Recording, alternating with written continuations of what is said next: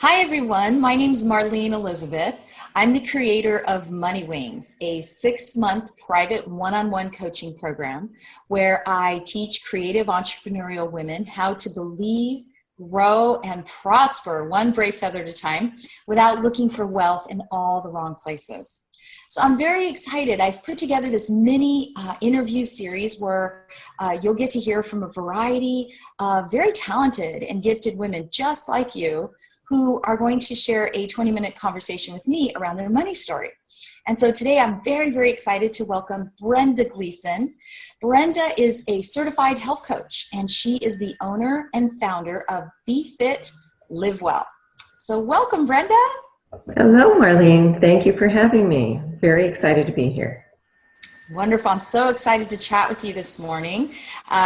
Beautiful day here to talk a little bit about money stories. And one of my favorite ways of beginning this conversation is to ask, what do you feel is your superpower? What is that gift that, comes so easily to you that you could just do it? Time can pass and, you haven't even noticed. People also very much notice it in you. Maybe it's even something that you noticed in your childhood that you were just really good at. What is that superpower for you?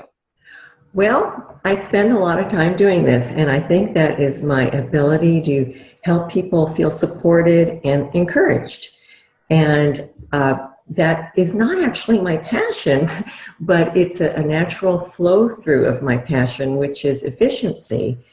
And I think of efficiency as finding a multiple benefit in something. So when I find something that is just positive on many levels, I'm so excited to share that with people. I want everybody to take advantage of that. And so when I have conversations with people, I think they see that, and it draws them to some degree, and people tend to enjoy speaking with me. They tell me that, at least, that they say that they always feel better after speaking with me. So I'm happy to hear that. I love it. So now when you say efficiency, because I love this, you have a passion for efficiency, yes, and what a gift that is. So that I can just understand a little bit more about what you mean by efficiency. Can you give me an example of that? Yes, absolutely. I am a person who loves variety. I love to experiment, and I love to research. I love to learn. So when I am introduced to some kind of new idea or even a task that I'm responsible for, and I see, well, this is the way that people are doing it. This is the way it's currently being done.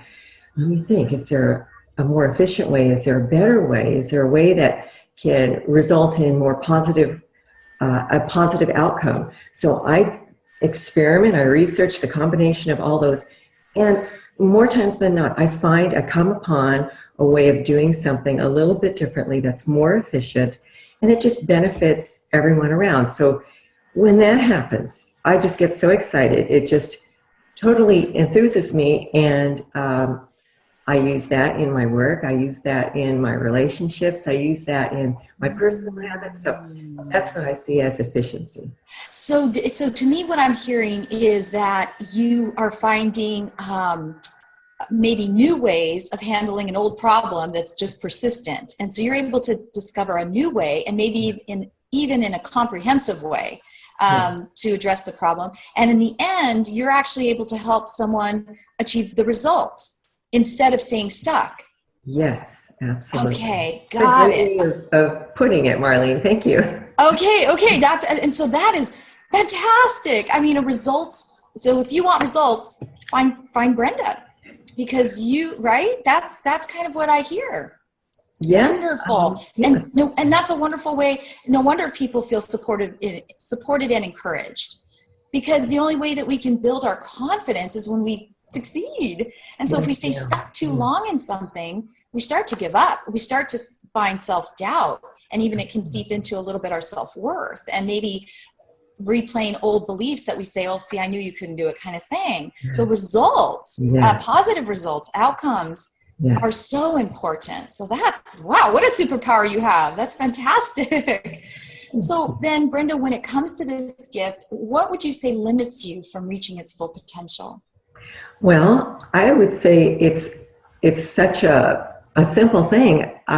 People who don't know me, who don't have a conversation with me, have no exposure to me, and we don't have that one-on-one time together to talk through those things, have no idea. So that's just the most obvious limiting factor in my gift, if you put it, as you put it. Got it. Okay, so just basically people not knowing about you, Right. people not you not being seen, not being visible. Great. So then, what's the fear and struggle around that? What is it that keeps you from shining and being out there in the world? Well, it is, when it comes right down to it, it doesn't sit well in my spirit to self-promote. It doesn't really align well with my Christian beliefs.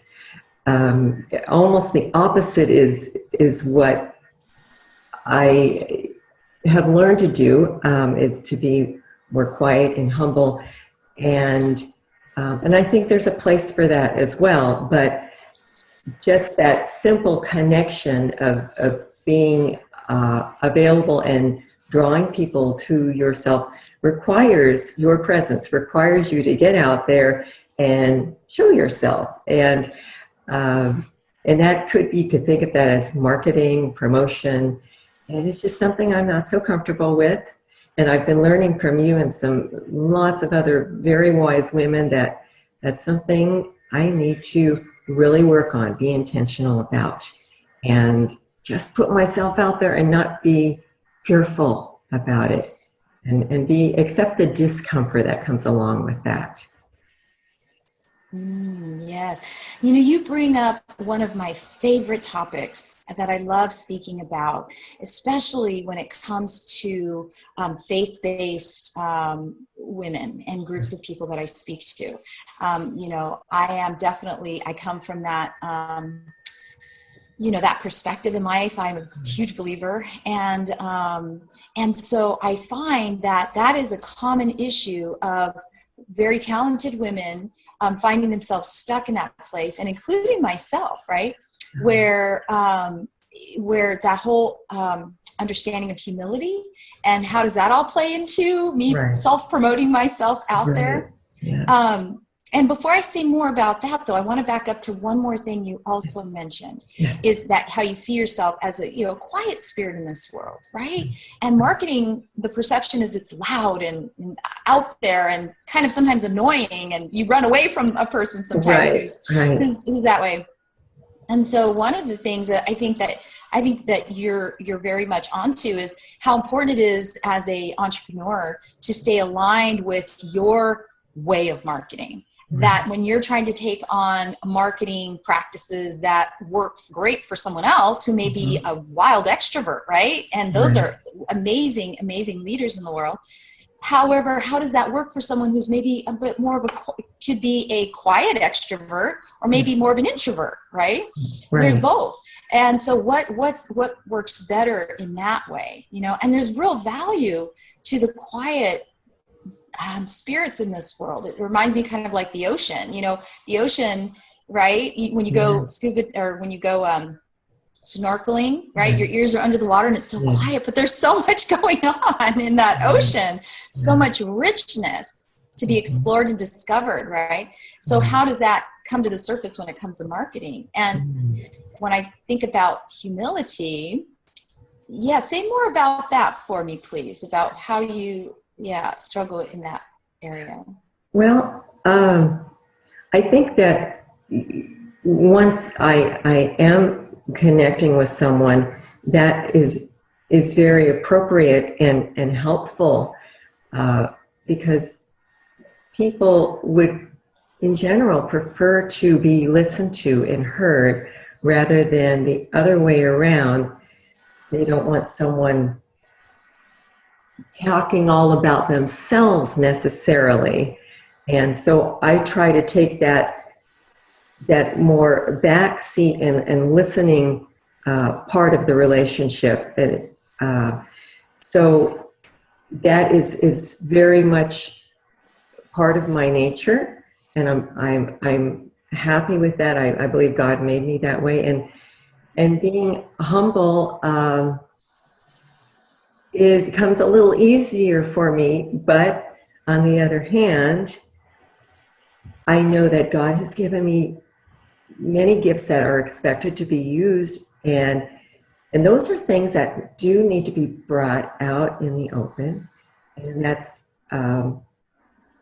I don't know that that's the opposite of humility, but maybe again, if we're talking on a spiritual level, giving God the glory for anything good that comes out of that. That's a way to sort of offset that maybe lack of humility, or what appears to be lack of humility. I'm not sure if that's what you were asking, but that's my take on it. Yeah, thank you so much, because it means it can be different things for different people, right? And so it's always nice to hear what you mean when you say humility. And I think one of the most helpful quotes that came my way was this, and it was a definition of humility. And for me, it really helped bring clarity when I have these kind of struggles. And the quote was, humility, it isn't thinking less of yourself. Okay. Humility is thinking of yourself less. Yes. And I think in that definition, as spiritual women, heart-centered women, soul, spirit-led women, soulful women, I think that is a powerful way that we can fully stand in our full value and presence in this world in sharing this gift, because we are realizing that we are standing in full glory of this gift. Let it shine, right? And that's humility, because we know that that's a free gift that was given to us, meant to be shared for the service of others, right? To grow. Yeah. And that humility is actually thinking of ourselves less. And so I find that if I'm too focused on how I'm looking or how I'm sounding or how I'm all those things, it's actually me putting the focus more on me than on those that I'm serving. So I think that's been real helpful in terms of navigating around what humility truly is. And when we have models of that, then it helps other people to really embrace what true humility is. Yeah. I love that definition. Thank you for sharing that with me. That's a wonderful way to think of it. I love it. So now, what would you say that this challenge, how does this limit your money story? Well, again, it's a simple connection. If I'm not out there, people aren't being exposed to the potential that there might be for me helping them in their fitness goals. They're not going to become clients. Or companies that I work with wellness programs. If nobody knows about me, of course they're not going to become clients. So it's absolutely limiting my money story, any kind of revenue that might come from that kind of work. So. Yes, absolutely, right? I love that. It's like putting the pieces together. It's like, okay, so if I'm not able to get out there, I won't be able to get new clients and therefore not bring in the revenue. Right. And so if you could just if we could wave a magic wand and you could move forward and kind of not have this limiting belief, what would your money story look like 1 year from today? Wow, the possibilities are endless, but if I was to picture it, I'm a very visual person, I can picture almost a continuum, a circle of clients being helped, and those clients in turn will pass on that information to others, and there are more clients being helped, and as more clients are being helped, I'm encouraged by seeing that growth and that success in the clients, and it just goes on, and my customer base, for lack of a better term, is growing, and just more and more people are helping each other. And as I'm sharing good health ideas with people, and they're finding it's working in their lives, they're doing the same thing. I love when women can help women, men can help men. It doesn't matter. I just tend to work more with women. But it's just a beautiful thing. I even have a term for it. When I work with people, I talk about the victory circle as opposed to the vicious cycle, because people will often come to me and they say, oh my gosh, I'm in this vicious cycle. I eat the wrong thing. I feel fatigued. I don't have motivation to exercise, and on it goes. And so much of that, we could talk for hours about that, but so much of that is based on our mindset, number one. That's where it starts. And we can reverse that really simply. Just a matter of consistency. And so from the vicious cycle to the victory circle. And I see that in so many areas of life, including my own money story. So having those successful clients who are experiencing success and joy and enthusiasm in their life, they in turn just keep that circle going. So a year from now, my gosh, everything could be completely different. Oh, that's wonderful. I love that. I love that image, Brenda. I think it belongs on a flow chart and a graphic, because that, I think you captured it beautifully of what this is all about. And ultimately, it sounds like you really can see the abundance in so many ways that are possible. Yes. By being able to shift and move forward, and to really understand how you're being visible in your gifts in the world brings change and transformation for others in ways that are abundant, in ways we couldn't even imagine, which in turn encourages you to keep going and ultimately just gives you joy. Yes, ma'am. What a beautiful way. And how you say that instead of being in that vicious cycle, yes, being in the, what did you call it, the victory circle? Yes. Victory circle. I want to be in that victory circle. I love it. I love it. Oh, Brenda, thank you so much. I really appreciate chatting with you and taking this time. And again, I agree. I could chat with you forever. So I want to encourage anyone who's listening to this conversation, please feel free to reach out directly to Brenda Gleason. You can find her online at befitlivewell.com. Yes. And there'll also be more contact information at the end of this clip. So thank you, Brenda. Have a wonderful day. Thank you so much. Thank you, Marlene. Thank you. I appreciate it very much. Bye-bye.